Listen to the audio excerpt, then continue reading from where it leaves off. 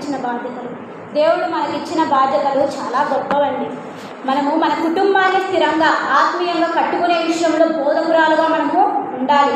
బంధువర్గాన్ని రక్షణలో నడిపించుకునేటువంటి ఉపదేశకురాలుగా మనం ఉండాలి.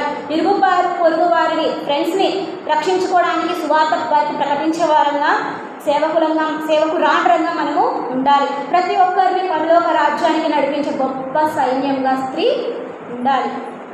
ఈ విషయాలలో ఎవరండి మౌనంగా ఉండమన్నది? ఒక్క పురుషుని మీద అధికారము చెలాయించడానికి, పెత్తనం చేయడానికి తప్పించి స్త్రీ అన్ని విషయాలలో మౌనము పాటించాల్సిన అవసరం లేదు. ఇది సంఘంలో స్త్రీకి ఉన్న స్థానం, ఇది సంఘంలో స్త్రీకి ఉన్నటువంటి విధి.